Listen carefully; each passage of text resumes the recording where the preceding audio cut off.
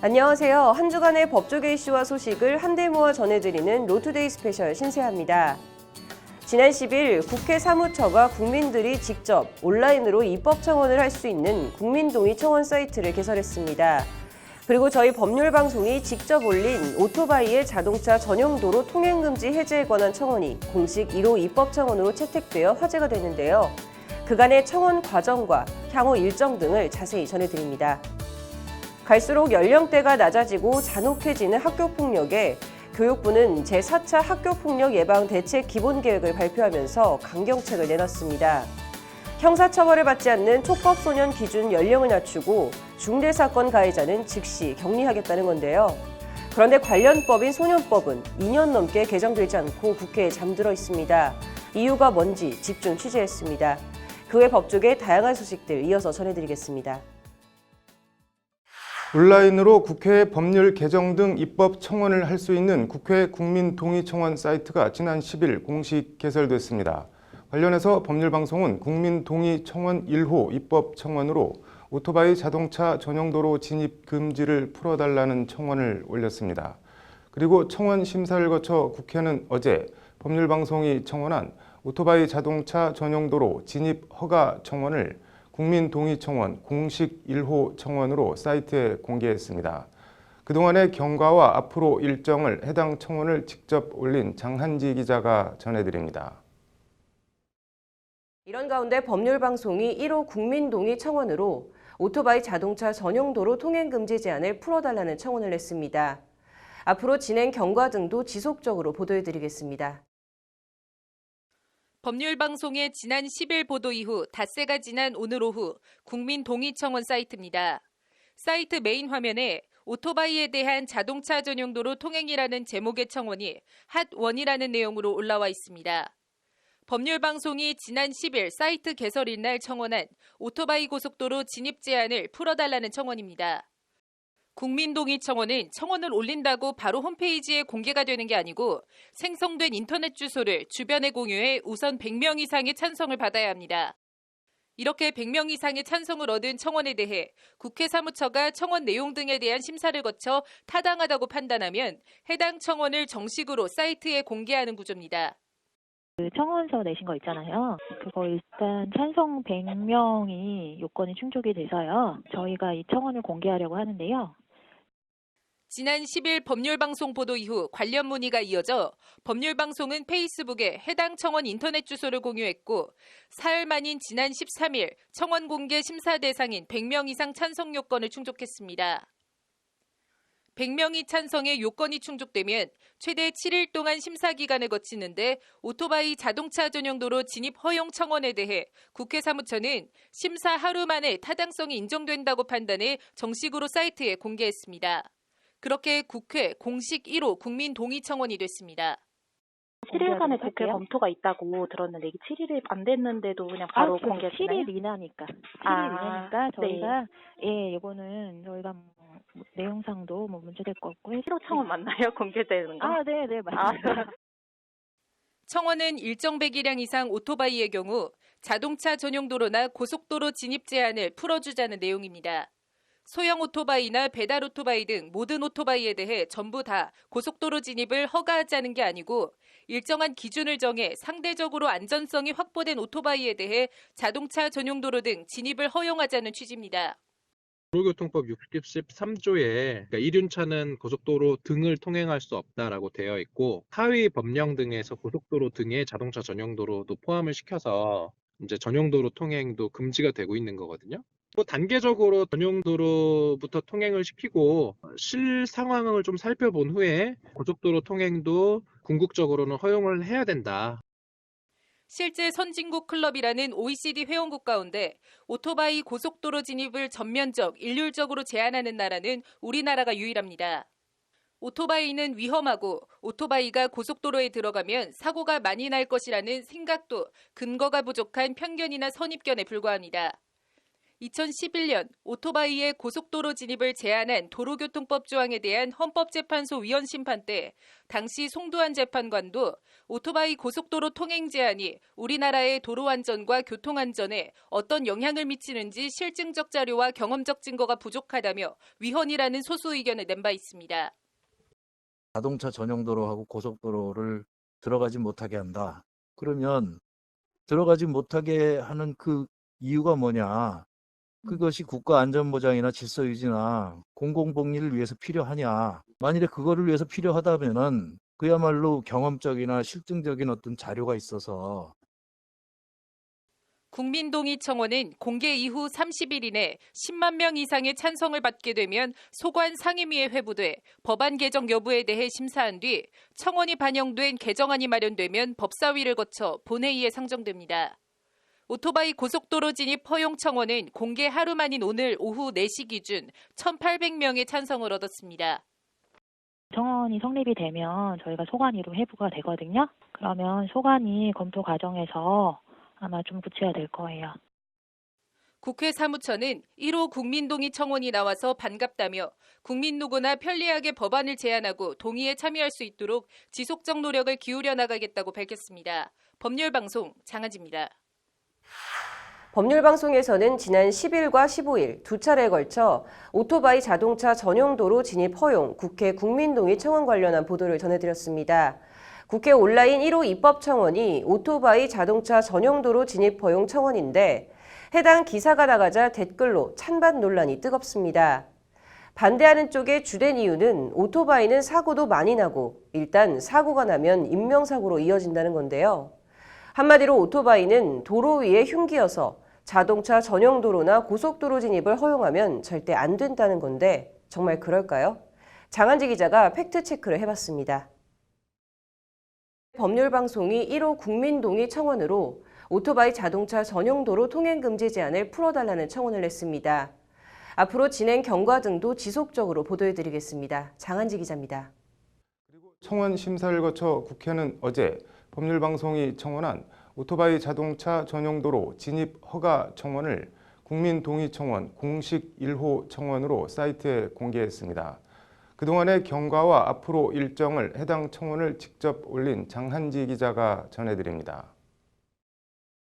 오토바이 자동차 전용도로 진입을 허용하라는 국회 국민동의청원 관련 기사를 본 네티즌들의 찬반 논란이 뜨겁습니다. 관련 기사엔 수백 건의 댓글이 달렸는데 그중 드디어 한 발짝 나아갔다. 길게 보면 우리나라 오토바이 산업 발전으로 이어질 것이다 라는 찬성 의견이 있었습니다. 반면 오토바이가 자동차 전용도로에 진입하면 사고율이 높아질 텐데 너무 위험하다. 절대 안 된다는 반대 의견도 눈에 띕니다. 이에 김 여사 같은 사람이 고속도로를 달리고 있는데 뭐가 더 위험한가? 오토바이를 타보지도 않고 무조건 안 된다는 건 문제가 있다는 반박과 오토바이 사고율이 높은 건 엄연한 사실이다는 등의 재반박이 이어지는 등 그야말로 찬반 논쟁이 팽팽합니다. 오토바이 자동차 전용도로 진입 허용을 반대하는 쪽의 의견은 크게 두 가지로 요약됩니다. 하나는 오토바이는 사고가 많이 난다. 그리고 다른 하나는 일단 사고가 나면 사망사고로 이어지기 십상이다. 이렇게 두 가지입니다. 이 같은 믿음은 그런데 정말 사실일까요?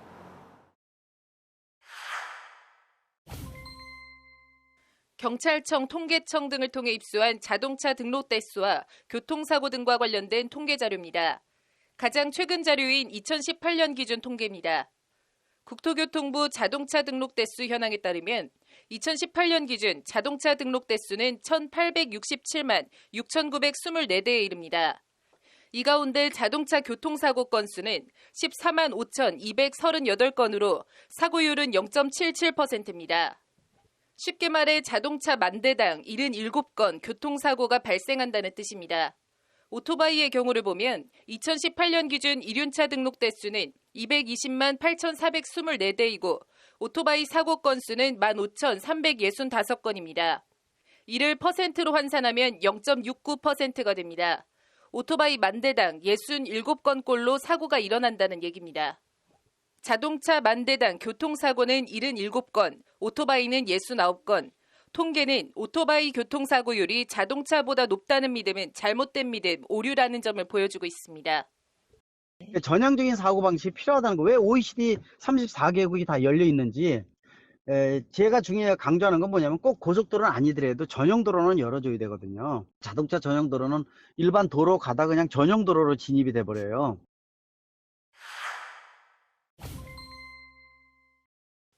오토바이에 대한 또 다른 광범위한 믿음 가운데 하나는 오토바이는 일단 사고가 나면 사망사고로 이어지기 쉽다, 치사율이 높다는 믿음입니다. 2018년 말 기준 경찰청 차종별 교통사고 현황 통계입니다. 전체 교통사고 비율을 놓고 보면 승용차가 66.9%로 교통사고 10건 가운데 7건은 승용차 사고입니다.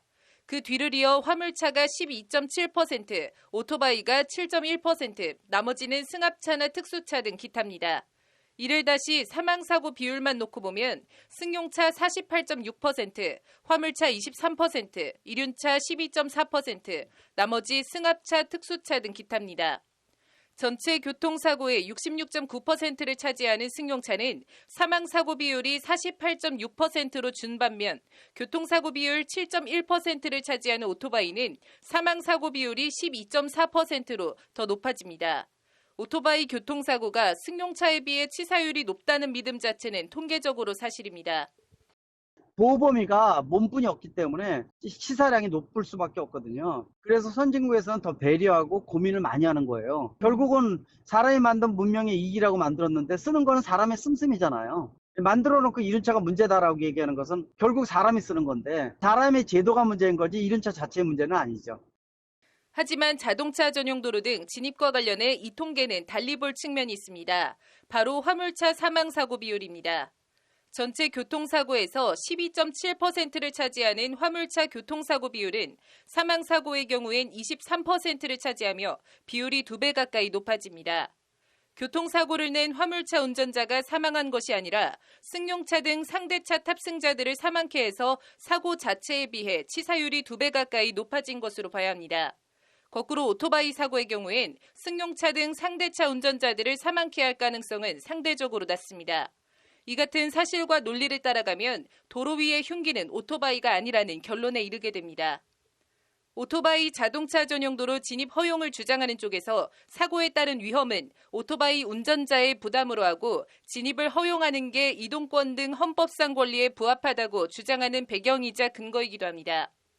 우리나라 헌법은 기본적으로 우리 국민들한테 행복 추구권하고 평등권, 거주 이전의 자유 등등 국민 기본권을 인정해주고 있는데 이륜차 운전자들을 다른 자동차 운전자들과는 달리 취급하고 있거든요. 우리나라 법률은 아무런 그 실증적인 어떤 자료도 없고 법률적으로도 봤을 때도 이론상 근거 없이 차별을 하고 있단 말이죠. 제가 볼 때는 명백히 위헌이에요.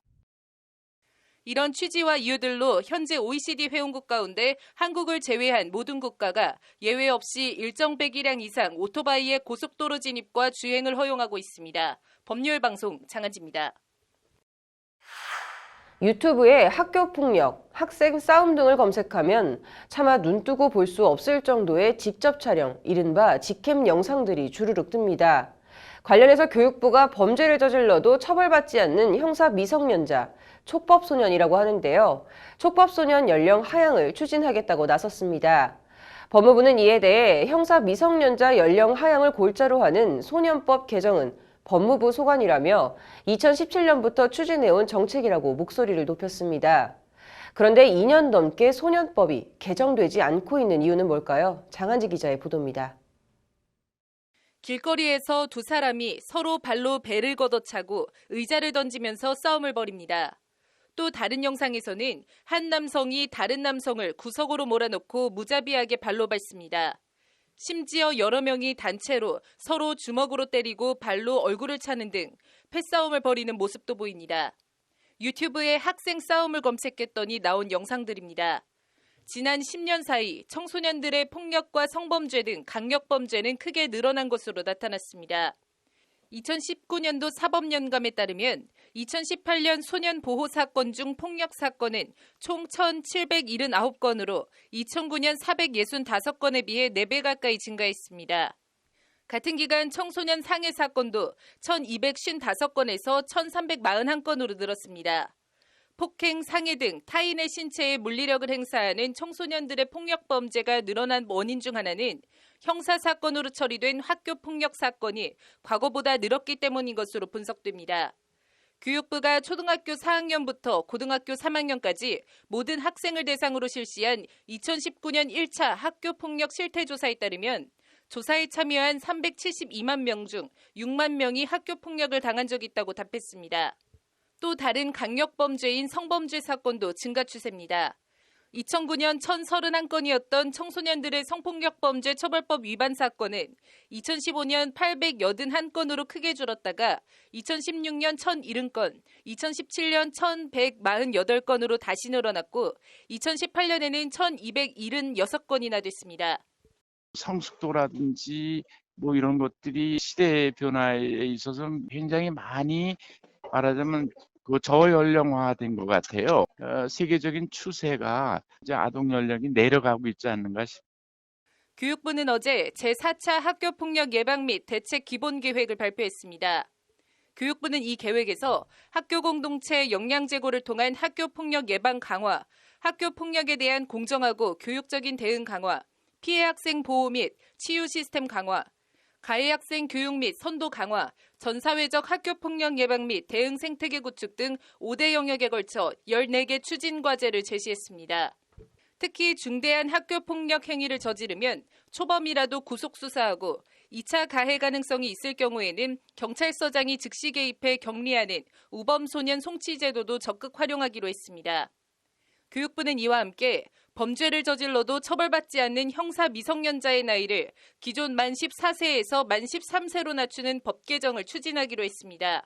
청소년 범죄가 집단화, 흉포화되고 있지만 형사 미성년자라는 이유로 번번이 법망을 피해간다는 지적 때문입니다. 그러나 법무부는 형사 미성년자 연령 하향 문제는 엄연히 법무부 소관이라고 말합니다.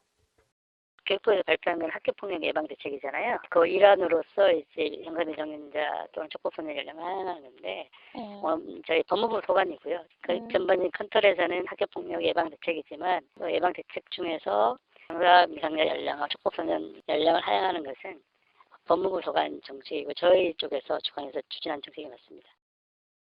법무부는 지난 2017년 9월 부산에서 여중생 4명이 다른 여중생 1명을 1시간 30분가량 철골자재 등으로 100여 차례 폭행한 이른바 부산 여중생 폭행 사건이 발생한 뒤부터 형사 미성년자 연령 하향을 추진해왔습니다. 하지만 관련 법 개정은 지지부진합니다. 그게 이제 입법적인 사항이어서 저희가 정책을 바꾼다고 해서 문제는 아니고요. 법률을 좀 개정해야 되는 문제가 있어요. 법률을 개정해야 되는데 형법하고 소년법 동시에 이제 개정돼야 되는 문제예요. 국회는 지난해 4월 형사 미성년자 연령 하향을 골자로 하는 소년법 개정 첫 논의 이후 아무런 진행을 하지 않고 있습니다. 국회에서 좀 충분히 논의가 돼야 되는데 이게 작년 2019년 4월 1일자에 1차 논의가 되고 나서 논의가 되었어야 되는데 거의 논의가 안 됐어요. 그래서 지금 법률 개정 사항이다 보니까 이게 지금 계속 이런 상태로 있는 거예요. 답보 상태. 청소년 폭력은 잊을만 하면 우리 사회에서 이슈가 되고 있습니다. 하지만 정부와 국회는 대책을 마련하겠다는 말만 반복하고 관련 법 규정 정비 등 제도 개선에는 나몰라라 하고 있다는 비판이 나옵니다. 법률방송 장은지입니다. 네, 일본의 경제보복 조치로 반일 감정이 들끓던 지난해 8월 국회의원 206명의 찬성으로 반대는 단 한 명도 없이 국회 본회의를 통과한 법안이 있습니다. 바로 산업기술의 유출 방지 및 보호에 관한 법률 일부 개정안인데요. 다음 달이면 이제 시행을 앞두고 있습니다. 그런데 이 법 시행일인 2월 21일에 맞춰 시민단체들이 산업기술보호법에 독소 조항이 숨어 있다며 해당 조항에 대한 헌법 소원을 제기하겠다고 합니다. 산업기술을 보호하자는 취지의 법안에 시민단체들이 왜 이렇게 반발하며 헌법 소원까지 내겠다는 걸까요? 신세아 기자가 전말을 취재했습니다. 논란이 되는 법안은 산업기술보호법 제9조의 2와 14조 8입니다. 제9조의 2는 국가기관이나 지방자치단체, 공공기관 및 그 밖의 대통령령으로 정하는 기관은 국가 핵심 기술에 관한 정보를 공개해서는 아니 된다고 규정하고 있습니다. 제14조 산업기술의 유출 및 침해 행위 금지 조항 8은 적법한 경로로 취득한 정보라도 산업기술 정보를 제공받은 목적 외에 다른 용도로 사용하거나 공개하는 행위를 금지하고 있습니다. 모두 지난해 8월 20일 국회 본회의를 통과되며 신설된 조항으로 다음 달 21일 시행됩니다. 산업기술보호법 관련 조항들은 모두 사실상 산업기술 보호를 빙자한 사실상의 삼성보호법이라는 것이 삼성반도체 피해자들과 시민단체들의 주장입니다. 사건은 삼성반도체 공장에서 일하던 황유미 씨가 백혈병으로 숨진 지난 2007년으로까지 거슬러 올라갑니다. 삼성반도체 피해자들 모임 반올림은 황유미 씨 사망 이후 삼성을 상대로 이런저런 소송을 내며 삼성과 맞서 싸워왔습니다. 그런 소송 가운데엔 삼성 반도체 공장의 안전보건 진단 보고서나 작업환경 보고서를 공개하라는 정보공개 청구 소송도 있습니다. 삼성 반도체 공장 관련 보고서에 대해 고용노동부가 내린 전부 비공개 결정에 불복해낸 소송들입니다. 삼성 측도 해당 재판에서 영업비밀 등을 이유로 공개하면 안 된다는 취지로 주장했고 1심 법원은 삼성 주장을 받아들여 사실상 원고 패소로 판결했습니다. 하지만 항소심에선 판단이 달라졌습니다. 서울고법과 대전고법은 지난 2017년 10월과 2018년 2월 근로지 이름을 빼고 전부 공개하라는 등 사실상 원고 승소로 판결했습니다. 보고서들 내용 대부분이 영업비밀이라고 할 만한 생산기술 정보와는 무관하다. 설령 일부 그러한 정보가 있다 하더라도 노동자와 지역 주민의 생명 건강에 관한 정보로서 공개될 필요가 매우 크다는 것이 항소심 재판부 판단입니다. 삼성 패소 항소심 판결이 나오고 고용노동부가 작업환경 보고서를 공개하기로 결정하자 엉뚱하게 법원이 아닌 산자부와 국회에서 묘한 움직임이 감지됩니다. 2018년 3월 삼성은 산자부의 작업환경 보고서에 대해 국가 핵심 기술 여부를 판정해달라는 신청을 하고 산자부는 같은 해 4월 국가 핵심 기술이 포함된다고 판정합니다. 그리고 같은 해 5월 자유한국당 윤한흥 의원은 반올림 등 시민단체들이 독소조항이라고 주장하는 산업기술보호법 제9조의 이 조항을 신설하는 개정안을 제출합니다.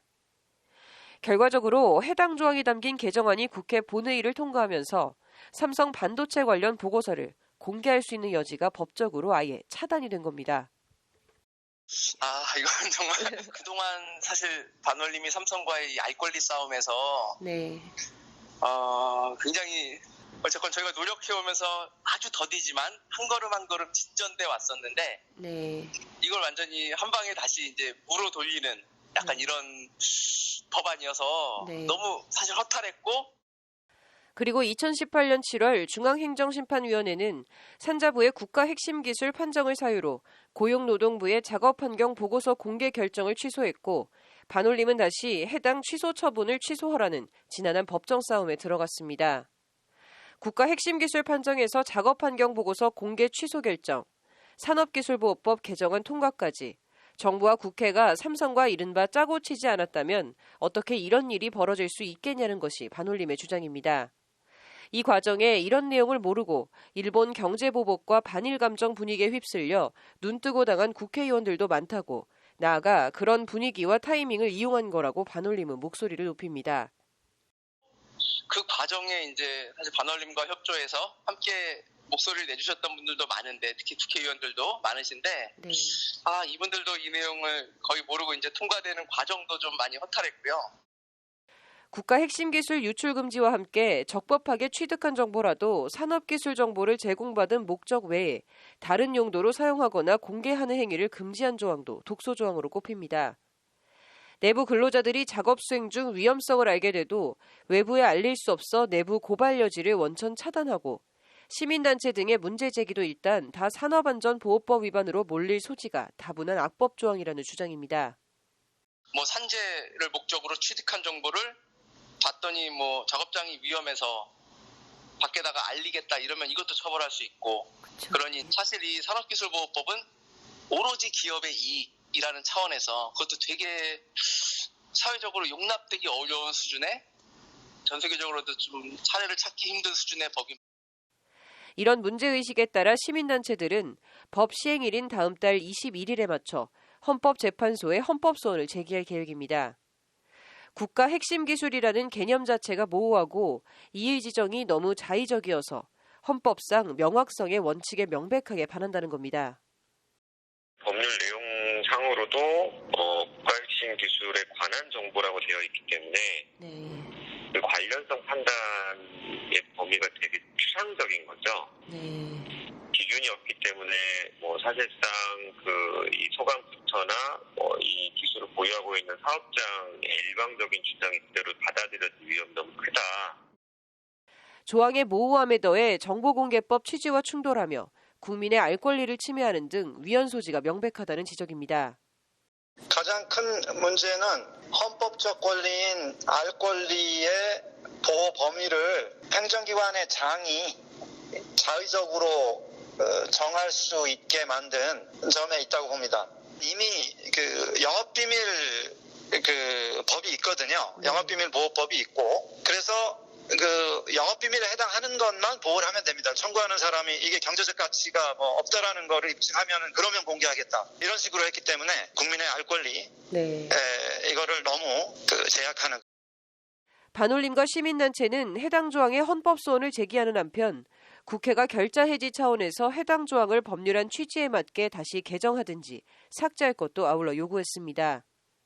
이런 배경과 경과, 시민단체들이 제기하는 염려되는 부작용을 국회가 알게 되면 어떤 반응과 대응을 할지 주목됩니다. 법률방송 신세아입니다.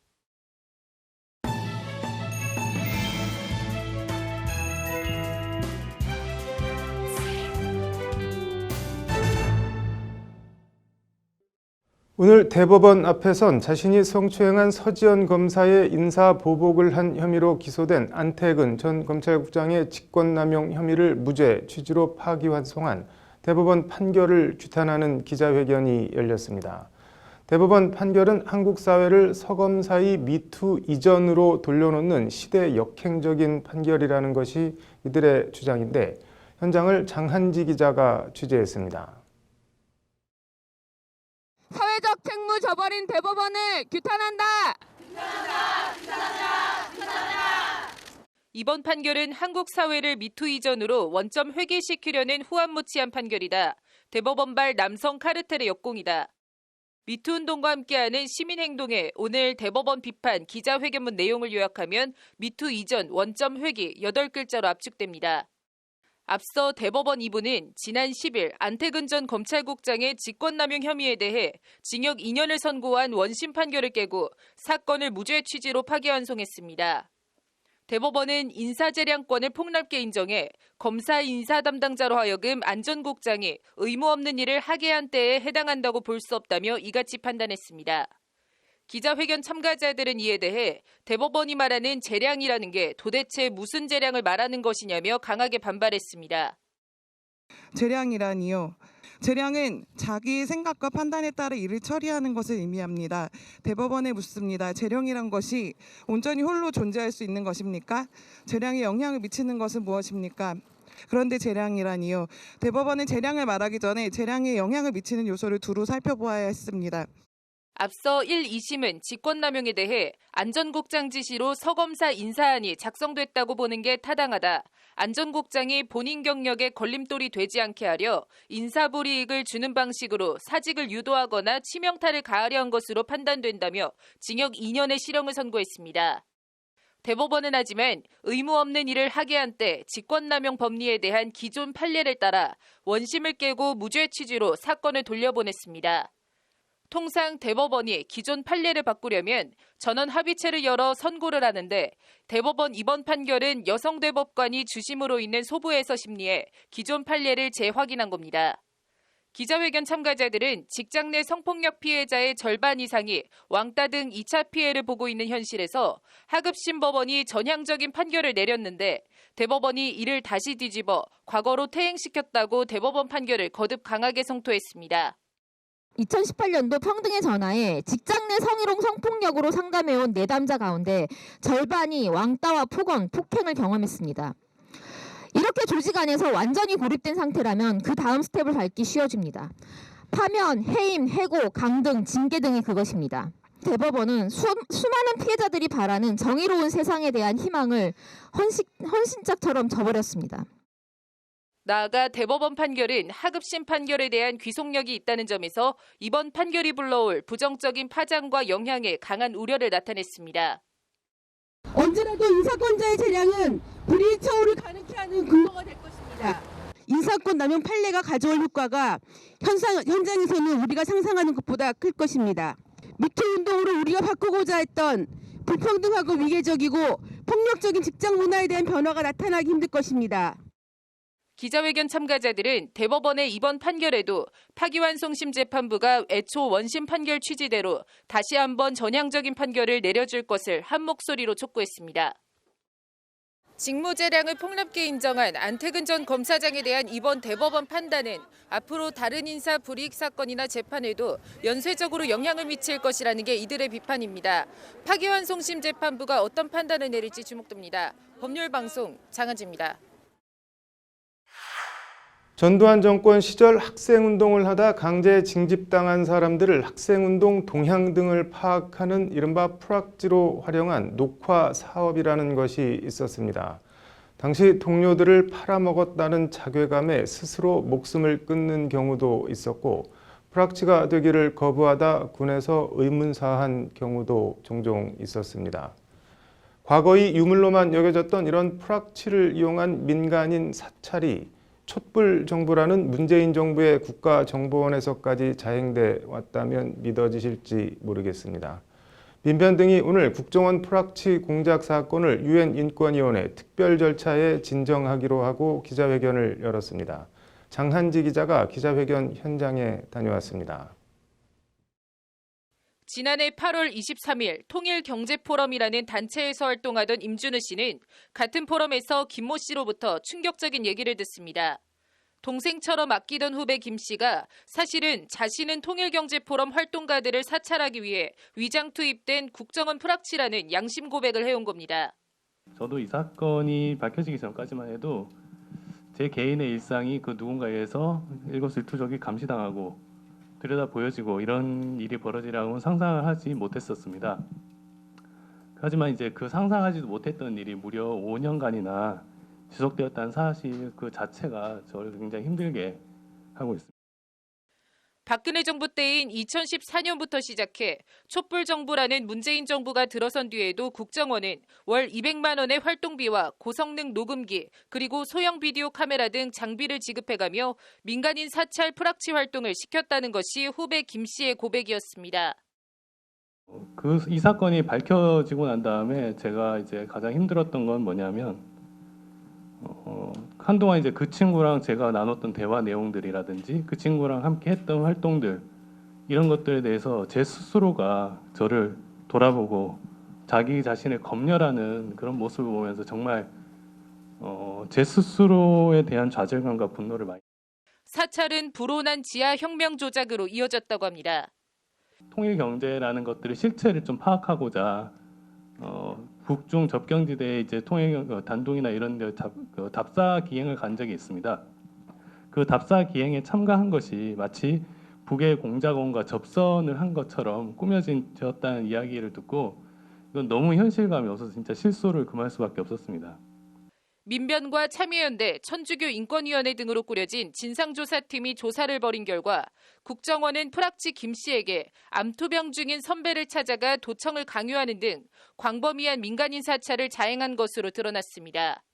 단순히 불법 사찰에서 그친 게 아니라 국정원은 공안 사건으로 조작하기 위해 프락치 김 씨에게 허위 진술서를 쓰게 하고 진술서를 쓸 때마다 50에서 80만 원을 추가 지급했다는 것이 진상조사팀 조사 결과입니다.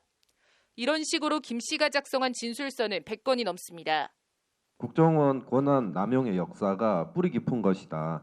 그래서 국정원이 취급할 수 있는 정보와 직무가 한정돼 있음에도 불구하고 이름만 바뀌어오면서 계속해서 대공수사라는 명목하에 민간인을 사찰하고 심지어 사건을 조작하는 행위들을 계속해왔고 국정원 프락치 공작 사건 대책위원회는 지난해 10월 서훈 국정원장 등 국정원 관계자 15명을 국가정보원법 위반 직권남용과 무고, 날조, 위계 공무집행방해 등의 혐의로 검찰에 고소고발했습니다. 그다음에 대공수사라는 직무 수행을 명목으로 민간인 제보자에게 아무런 혐의가 없는 사찰 피해자들의 정보를 수집하고 또한 국정원에서는 제보자를 포섭하는 과정에서 법인카드로 유인비를 지출하였고 불법적인 성매매까지 자행시켰습니다. 그래서 특정범죄 가중처벌 등에 관한 법률에 국고손실 등의 혐의로 또 혐의가 있고 그럼에도 국정원은 관련 정보 공개 청구를 거부했고 검찰은 양심 고백을 한 김 씨를 5차례 조사했을 뿐 관련 책임자에 대한 강제 수사도 징계 조치 등도 전혀 이뤄지지 않고 있다는 것이 대책위의 설명입니다. 대책위는 이에 관련 물증 확보 등을 위해 늦어도 다음 달 안으로 국정원과 국정원 관계자들을 상대로 한 민사소송을 제기할 계획입니다. 법원 등을 통해 증거 등을 확보해서 국정원의 위법 행위 및 발생한 손해를 입증할 계획에 있습니다.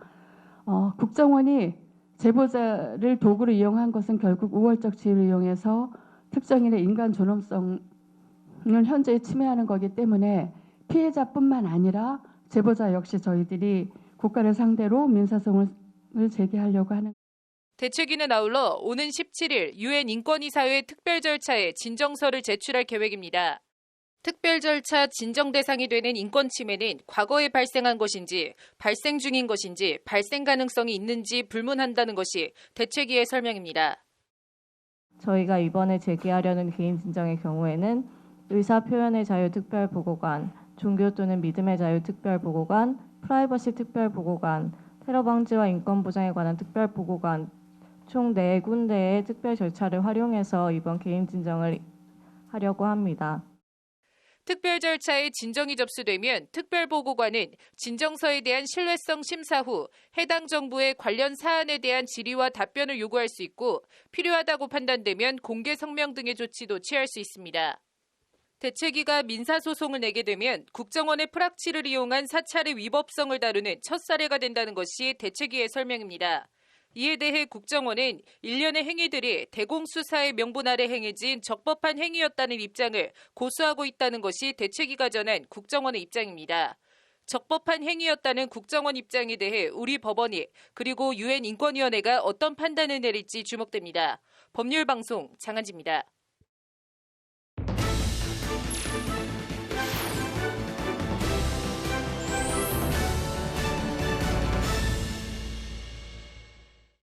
재판 상황 유출 등 사법 행정권 남용 관련 혐의로 기소된 유해용 전 대법원 수석재판연구관이 1심에서 무죄 판결을 받긴 했지만 피의사실 공표 등 검찰 수사 관행에 문제를 제기하며 낸 공소 기각 요구는 기각됐습니다. 앵커 브리핑입니다. 박근혜 전 대통령 비선 진료 성형외과 원장 김영재, 박채윤 부부 소송 상황을 임종원 전 법원행정처 차장을 통해 청와대에 전달한 혐의 등으로 검찰에 기소되면서 유 전 수석 연구관은 자신의 재판을 디딤돌로 만들겠다는 각오를 밝혔습니다. 피의사실 공표와 표적 수사, 과잉 수사, 공소장 일본주의 위배, 비공개 면담조사, 별건 압수수색, 영장주의 위반 등 검찰의 잘못된 수사 관행을 하나하나 지적하며 검찰이 총체적 위법 수사를 했다. 본인의 재판을 통해 이를 바로잡겠다며 재판부에 공소 기각을 요청한 겁니다. 쉽게 말해 검찰이 위법한 수사를 했으니 기소 내용을 따질 것도 없이 공소를 기각하고 재판을 종결해야 한다는 주장입니다. 재판부는 하지만 유 전 수석 연구관의 이 같은 주장을 하나하나 반박하며 기각했습니다. 재판부는 먼저 피의사실 공표에 대해 공표했다고 단정하기 어렵다고 밝혔습니다. 검찰에서 기자들에게 알려준 내용이 있다고 하더라도 증거인멸죄나 공무상 비밀누설죄 등을 특정할 수 있을 정도로 구체적이지 않다는 것이 재판부 판단입니다. 표적 과잉 수사 주장에 대해서도 재판부는 피고인에 대한 수사와 구속영장 청구가 현저하게 부당하다거나 합리성을 긍정하기 어렵다고 볼 수 없다. 수사가 위법하다고 볼 수 없다고 결론 내렸습니다. 검찰 공개 소환으로 인격권이 침해됐다는 유 전 수석 연구관의 주장도 재판부는 포토라인 설정에 수사기관이 개입하지 않았다며 기각했습니다. 이른바 포토라인은 국민의 알 권리 실현과 인권 보호를 조화하기 위해 합의에 따라 자율적으로 설정된 것으로 공개 소환이 위법하다고 단정하기 어렵다는 게 재판부 판단입니다. 공소장 범죄 사실과 관련 없는 내용을 공소장에 넣어 법원에 유죄의 예단을 줬다는 공소장 일본주의 위반 주장에 대해서도 재판부는 범죄 사실 실체 파악에 장애가 될 정도는 아니다며 받아들이지 않았습니다. 재판부는 이외에도 검찰이 비공식 면담을 사실상 혐의 조사에 이용했다거나 조사 과정에서 변호인의 메모 내용을 확인해 변호인 참여권을 침해했다는 등의 주장도 모두 기각했습니다. 검찰이 수사 단계부터 피의 사실을 언론에 흘려 자신을 파렴치범으로 몰았다는 유 전 수석 연구관의 항변과 공소 기각 요구가 후배 법관에 의해 받아들여지지 않은 겁니다. 망신주기식 피의자 공개 소환과 피의 사실 공표, 표적, 과잉 수사, 별건 압수수색, 먼지떨이 수사. 어디서 많이 들어본 말들입니다. 조국 전 법무부 장관 일가 수사에서 조 전 장관 지지자들이 검찰에 쏟아냈던 비판들입니다. 혐의와 성격이 다르긴 하지만 검찰에게서 표적 과잉 수사를 받았다고 주장하는 점에선 유해용 전 수석 연구관이나 조 전 장관 측이나 같습니다. 조 전 장관 측이 유해용 전 수석 연구관처럼 검찰 수사가 위법하다며 공소 기각 요청을 할지 어떨진 모르겠지만 재판 과정에서 먼지가 나올 때까지 터는 검찰의 과잉 수사 논란 등에 대해선 어떤 식으로든 문제 제기와 공방이 이루어질 가능성이 큽니다. 그때 재판부가 어떤 판단을 내릴지, 사법행정권 남용 혐의 수사에 응원과 환호를 보냈던 사람들이 조 전 장관 일가 수사에 대해선 검찰 수사를 받은 당사자들이 모두 표적 과잉 수사로 인권을 침해당했다고 주장하는 데 대해선 어떤 입장을 취할지 슬쩍 궁금하기도 합니다. 앵커 브리핑이었습니다. 문재인 대통령이 신년 기자회견에서 조국 전 장관에 대해 크게 마음의 빚을 졌다는 소회를 밝혔습니다. 윤석열 검찰총장에 대해선 엄정 수사로 국민 신뢰를 얻었다고 평가했습니다. 특정 단어나 표현이 눈에 띄는 부분이 많습니다. 앵커 브리핑입니다. 청와대 영빈관에서 진행된 신년 기자회견에서 문 대통령은 조국 전 장관 관련한 질문에 고위공직자범죄수사처법과 검경 수사권 조정 등 검찰 개혁에 조국 전 장관이 민정수석으로서 법무부 장관으로서 기여가 굉장히 크다고 생각한다고 말했습니다. 문 대통령은 그러면서 조 전 장관의 유무죄는 수사나 재판으로 밝혀질 것이라며 결과와 무관하게 조 전 장관이 지금까지 겪었던 어떤 고초, 그것만으로도 저는 크게 마음에 빚을 졌다고 생각한다는 소회를 밝혔습니다. 크게 마음에 빚을 졌다. 문 대통령 표현대로 수사나 재판 결과와 무관하게 조 전 장관에 대한 감정이나 소회를 읽을 수 있는 대목입니다. 문 대통령은 이에 국민께 호소하고 싶다. 조 전 장관 임명으로 국민의 갈등과 분열이 생겨나고 지금까지 이어지는 점은 송구스럽다면서 그러나 이제 검경 수사권 조정 법안까지 다 통과되었으니 이젠 조 전 장관은 좀 놓아주기 바란다고 당부했습니다. 앞으로 유무죄는 그냥 재판에 맡기고 그분을 지지하는 분이든 그분을 반대하는 분이든 이제 이 문제를 둘러싼 갈등을 끝냈으면 좋겠다는 것이 문 대통령의 거듭된 당부입니다. 민정수석으로 법무부 장관으로 휘하 참모진으로 있던 조국 전 장관을 현직 대통령이 그분이라고 호칭한 부분이 상당히 눈에 띕니다. 이른바 조국 사태의 한 당사자이자 조 전 장관과 대척점에 있는 윤석열 검찰총장에 대해선 이른바 엄정한 수사, 권력에도 굴하지 않는 수사 이런 면에서는 이미 국민들로부터 신뢰를 얻었다고 생각한다고 말했습니다. 이른바라는 단어가 눈에 띕니다. 이른바는 사전적으로 세상에서 말하는 바 정도의 뜻입니다. 통상 내 말이나 내 표현은 아니지만 세상에서 그리 얘기하거나 표현하니 해당 표현을 쓰겠다 정도의 맥락이나 분위기에서 이른바라는 단어가 사용됩니다. 이른바 엄정한 수사, 이른바 권력에도 굴하지 않는 수사. 받아들이기 따라 남 얘기하듯 한 것처럼 들리기도 하고 해석하기 따라 동의하지 않는다거나 못마땅하다는 뉘앙스로 읽힐 수도 있는 표현입니다. 청와대를 향한 수사에 대해서도 문 대통령은 청와대와 검찰 간 권력투쟁 비슷하게 다뤄지는 경향이 있는데 아시다시피 검찰개혁은 그 이전부터 꾸준히 진행된 작업이고 청와대 수사는 오히려 그 이후 끼어든 과정에 불과하다고 말했습니다. 청와대 수사는 검찰개혁 작업 이후 끼어든 과정에 불과하다. 역시 해석하기 따라 검찰이 검찰개혁에 수사로 저항하고 있다는 뜻으로 해석될 수도 있는 부분입니다. 문 대통령은 그러면서 검찰개혁 법안이 국회를 통과한 데 대해선 검찰 권한이 과거보다 줄긴 했지만 주요 사건 직접 수사권과 영장 청구권을 갖고 있으면서 경찰 수사를 지휘, 통제할 수 있는 요소가 있기 때문에 검찰 권력은 여전히 막강하다고 말했습니다. 문 대통령은 특히 공수처에 판검사 기소권을 부여한 데 대해 연간 기소되는 판검사 수가 몇 명이나 되겠느냐, 나머지 기소권은 여전히 검찰 손에 있다며 그래서 개혁 이 부분은 여전히 중요하다고 검찰개혁을 거듭 강조했습니다. 검찰로선 사회정의 구현을 위해 누구보다 열심히 하고 있는데 왜 자꾸 나무라는지 억울할지도 모르겠지만 수사권이 절제되지 못한다거나 피의사실 공표로 여론몰이를 한다든가 초법적 권력 권한이 행사된다고 국민이 느끼기 때문에 검찰개혁이 요구되는 것이다는 게 문 대통령의 말입니다. 문 대통령은 특정 사건을 지칭해서 해당 발언을 하진 않았습니다. 원론적인 발언이지만 특정 사건이 머리에 떠오르는 건 어쩔 수 없습니다. 아무튼 초법적 막강 권력, 그래서 검찰개혁은 여전히 중요.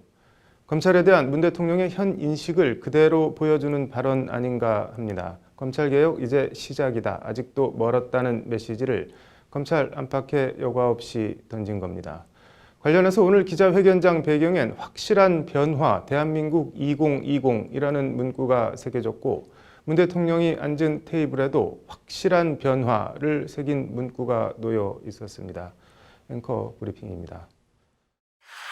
국회 전시회에서 더러운 잠이라는 제목의 박근혜 전 대통령 누드 풍자화를 훼손한 해군 예비역 제독들이 작가의 그림값에 더해 위자료까지 물어줘야 한다는 법원 판결이 나왔습니다. 앵커 브리핑입니다.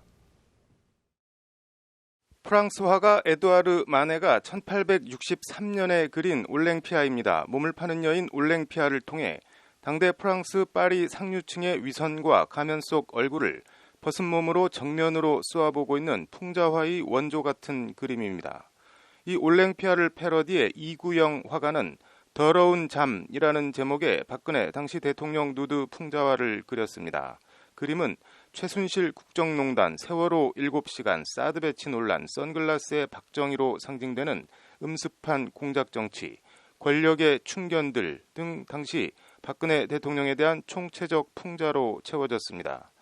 하지만 작가의 이런 취지에도 불구하고 여성단체에선 여성의 몸을 대상화, 관음화했다, 풍자가 아닌 여성 혐오다는 비판이 쏟아지는 등 큰 논란이 됐었던 그림입니다. 급기야 2017년 1월 24일 예비역 제독 신모 씨와 몽모 씨가 전시장에 들어가 더러운 잠 그림을 벽에서 떼어낸 후 바닥에 내동댕이 친 뒤 액자 틀을 부수고 그림을 구기는 등 훼손했습니다. 이에 그림을 그린 이구영 씨는 그림값 400만 원과 그림 훼손에 따른 정신적 충격에 대한 위자료 1,000만 원 등 모두 1,400만 원을 지급하라는 소송을 냈습니다. 1심은 그림값 400만 원을 물어주라고 판결했지만 화가 이 씨에게 정신적 손해가 발생했다고는 인정할 수 없다며 위자료 청구는 기각했습니다. 2심은 오늘 정신적 피해를 인정해 위자료 500만 원을 더해 총 900만 원을 지급하라고 판결했습니다. 재판부는 먼저 피고들의 행위는 예술작품이 표상하고 있는 예술 창작자의 인격권을 침해하는 행위다며 공개적으로 작품을 훼손했기 때문에 심한 모욕과 경멸의 의도가 담겨 있다고 판단했습니다. 재판부는 이에 그림값만으로 정신적 손해가 회복된다고는 도저히 볼 수 없고 오히려 재산상 손해보다 정신적 손해가 더 크다며 정신적 고통에 대한 위자료로 500만 원을 인정한다고 판결했습니다. 마네의 올랭피아는 파리 살롱 출품 당시 그 풍자성과 불편함으로 즉각 평단을 포함한 파리 상류층의 엄청난 혹평과 비난을 받으며 혐오의 대상이 됐습니다. 나는 고발한다를 쓴 당대의 지식인 에밀 졸라 정도만 지금 다른 화가들은 비너스의 거짓만을 그리고 있다. 하지만 마네는 스스로 물었다. 왜 거짓말을 하고 있는지, 왜 진실을 얘기하지 않는지라고 당대의 위선과 거짓에 일침을 가하며 만해를 옹호했습니다. 세월호 7시간과 최순실 국정농단 왜 거짓말을 하고 있는지, 왜 진실을 얘기하지 않는지, 150년도 더 전의 에밀 졸라의 일침과 더러운 잠 그림 속의 주인공, 박근혜 전 대통령이 영어의 몸이 돼 구치소에 있는 현실이 겹쳐지면서 씁쓸하고 착잡한 마음이 듭니다. 앵커 브리핑이었습니다. 네, 계속되는 추미애 법무부 장관의 단호한 검찰 인사를 두고 이번엔 변호사들이 최악의 선례라며 반기를 들고 나섰습니다. 이효은 변호사의 뉴스와법에서 자세히 들여다보도록 하겠습니다. 이 변호사님 어서 오십시오. 네, 안녕하세요. 네, 오늘 변호사 130여 명이 성명을 발표했다고 하는데 일단 어떤 내용인지 한번 볼까요? 변호사 130여 명이 모여서 대한민국 법치주의 후퇴를 우려하는 변호사, 이렇게 해서 이제 권력은 법치 유린 행위를 중단하라라는 제목의 성명서를 발표를 한 거예요. 이 성명서에 이제 이름을 올린 변호사님들을 보면 뭐 함정호, 천기흥, 그다음에 신영무, 하창우, 김현전 대한변호사협회 협회장 님들도 있고 문효남, 이명재, 조희진 전 검사장 등 이제 검찰 출신들도 이름을 올렸는데요. 추미애 법무부 장관 취임 이후에 이루어진 그 검사장급 이제 검찰 인사에 대해서 권력형 비리 수사를 방해할 의도를 가지고 한 것이다 라고 이제 우려를 표한 것입니다. 앞서 지난 8일에 이제 법무부가 첫 검찰 고위 간부 승진 전보 인사를 단행했지 않습니까? 이때 이제 청와대의 울산시장 선거 개입 의혹, 그다음에 유재수 전 부산시 경제부시장 그 감찰 무마 의혹 등을 지금 수사 중인 이 검찰에 대해서 이것을 직접 지금 대검에서 사실 수사를 이끌어가고 있는 거거든요. 그런데 이런 대검의 주요 보직의 간부들, 윤석열 총장의 이제 참모들이죠. 핵심 참모들을 거의 뭐 전원 한 명 빼고 다 교체했으니까요. 이렇게 교체를 한 것은 이제에 대해서 참담한 심정을 금할 길이 없다. 검찰 간부들이 대부분 교체된 것은 수사 방해 의도로밖에 볼 수는 없다라고 이렇게 지적을 한 것입니다. 네.